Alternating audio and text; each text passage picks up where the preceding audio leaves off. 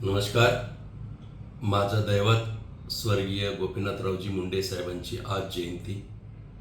त्यानिमित्ताने आमचे बंधू दैनिक लोकप्रभाचे संपादक संतोषजी मानूरकर यांनी एक काव्यात्मक रचना, ज्यामधून ताईसाहेब आपल्या बाबाविषयी वास्तव विचार मांडतात, ती काव्यरचना मी यापुढे आपणास सादर करतो. बाबा, आज पुन्हा तीच काळीच चिरणारी सकाळ आली. बाबा, आज पुन्हा तीच काळीच चिरणारी सकाळ आली. 3 जूनच्या स्मृतीनं डोळ्यात आसवांची सर आली. 12 वर्षे सरली म्हणतात, एक तप पूर्ण झाला, पण तुमच्या विरहाचा हा घाव अजूनही तसाच राहिला. त्या दिवशी सूर्य उगवला, पण माझे आभाळ हरपले. घरचे छत्र गेले माझे, आयुष्याचे ऋतूही बदलले.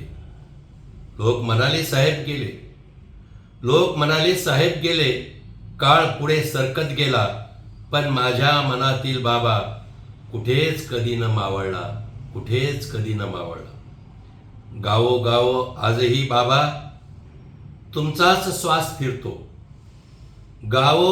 आजही बाबा तुमचा श्वास फिरतो. शेतकऱ्यांच्या ओल्या मातीत तुमचाच स्पर्श उमटतो. गरिबाच्या त्या हास्यामध्ये तुमचा चेहरा दिसतो. कार्यकर्त्याच्या जयघोषातून तुमचाच आवाज ऐकू येतो. आजही कित्येक डोळ्यामध्ये तुमच्यासाठी आसरू दाटती. साहेब असते तर म्हणताना मन नकळत भरून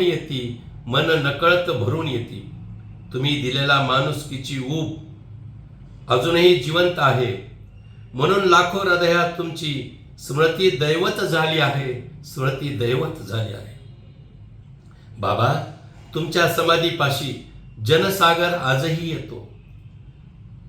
प्रेमाच्या त्या प्रत्येक लाटेत तुमचाच श्वास भरत असतो. तुमचाच भास असतो. फुलापेक्षा रक्तदानाचे थेंब तुम्हाला प्रिय वाटायचे. दिनाच्या ओटी हास्य फुलावे, हेच तुमचे स्वप्न पाहावे. एक तप सरला म्हणती सारे, पण मला ते मानवत नाही. तुमच्या पावलाची चाहूल अजूनही मनातून जात नाही. रात्र वैरी झाली तरी तुमचीच सावली सोबत असते. प्रत्येक संकटाच्या वळणावर तुमची आठवण धीर देते. बाबा,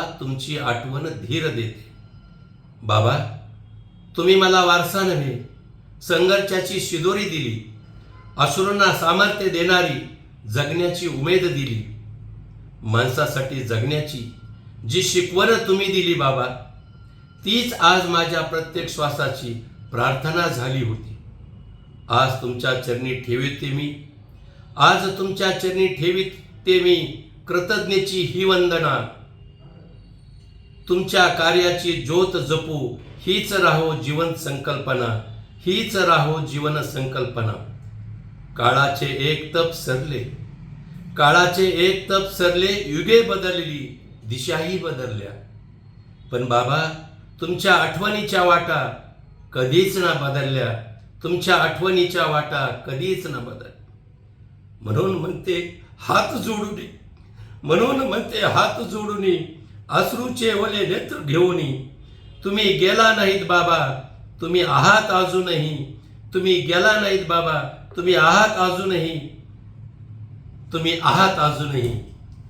धन्यवाद.